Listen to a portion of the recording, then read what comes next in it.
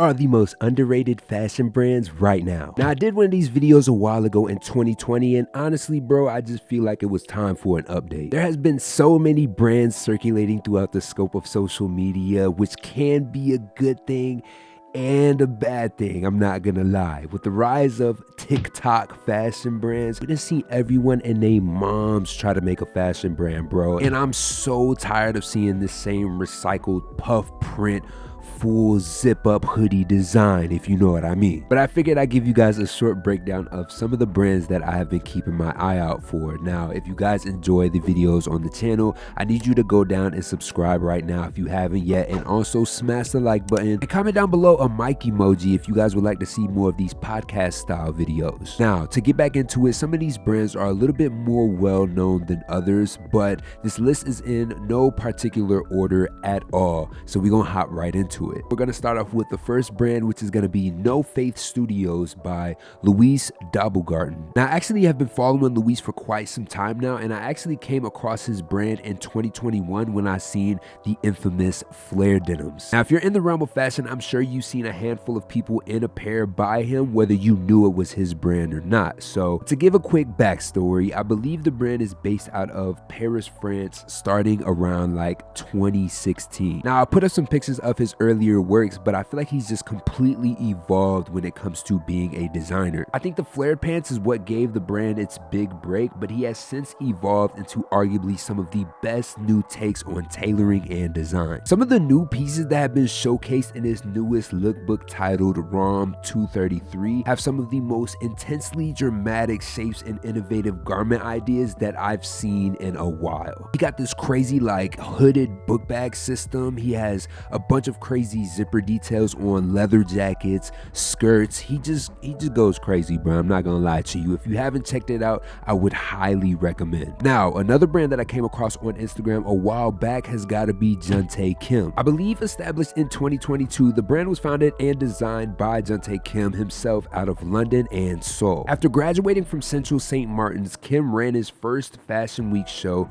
for London, which went absolutely crazy. Kim uses a very strategic way of shaping the natural triangles seen in our body's structure, giving some of his pieces honestly some of the most satisfying tailoring in the game. One of the pieces that gravitated me most to his work has got to be the double puffer jacket, and you'll see exactly what I mean by this triangular shaped cut. Honestly, his brand just looks like one of those brands straight out the future that like we finally figured out how to make clothes truly for our bodies in like a very futuristic way. I don't even know how to explain it, but that's just one out of the long list of incredible designs that he has going on. Third on the list, we got Mutu. Now, I hope I'm pronouncing that right, but Mutu is a brand by Perspective Flow, which I'm not quite sure if it is a group of designers or not. When you go to the Instagram, it kind of looks like it's one person doing things, but also when you click on Perspective Flow, it kind of takes you into like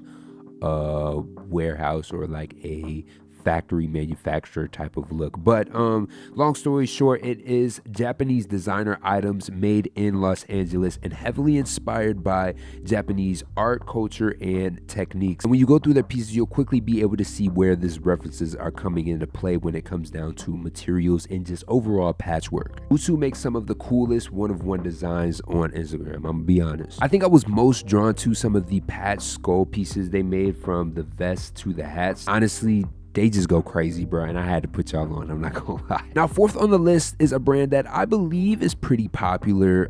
I don't think everybody knows about them just because it isn't one of those mainstream brands, but I would say that it's a pretty well-known fashion brand, and that is Anderson Bell. So this brand has been around for quite some time, and I'm sure a lot of you have heard of it, but I found it to be one of the most soft-spoken brands that I don't see consistently being fed to us via social media mainstream news. But this brand was established in 2014, inspired by a mix of Korean and Scandinavian cultures. Honestly, I don't have a much deeper analysis on the brand. I just have them in my list of brands on like every shopping site that I use frequently, but that's because they got some really clean, ready to wear pieces in some of the most satisfying color combinations. Now, the next brand that we got is called R13. Now, this is another one of those brands that I came across last year that honestly, I don't know too much of the backstory at all for this brand. I stumbled upon their pre-fall 2022 lookbook, and it has some very edgy punk rock inspired styling and pieces, and y'all know that's right up our alley. So the boy instantly did a little bit more digging on where I can find these pieces and where I can cop some for myself. But I think it just has an exaggerated spin on the style category, adding in wide leg and oversized cuts to some very staple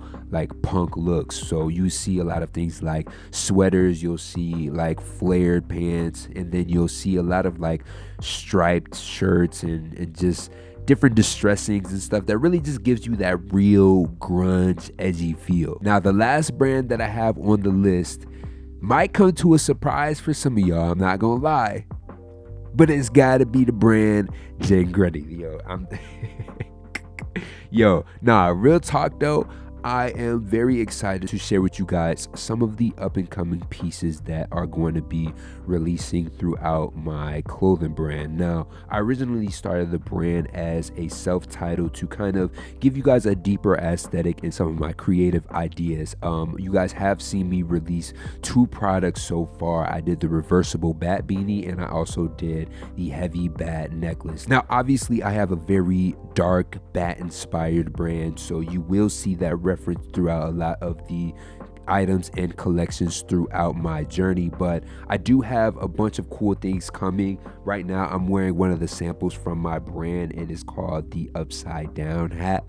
Well, I'm not sure if we're going to title that completely, but just know that it's playing in that realm, and when you see it, you really gonna understand. But I got a few samples coming in. I know everybody's been asking about a restock on the bat necklaces, but just know that I got a new necklace coming soon. We're tweaking it, we're still getting it molded and stuff like that, but I got a fire one coming, and it should be here pretty soon, I'm not gonna lie. So be on the lookout for that. I have some clothing samples that I'll probably show you guys in a different video, just to give you a breakdown and a more insightful look on what I have going on and what I have coming out. But that is pretty much the breakdown of the most underrated fashion brands right now. I hope you guys enjoyed the video. If you did, make sure you go down, smash the like button, subscribe if you're new, and I'll be back to you guys with more, man. Peace.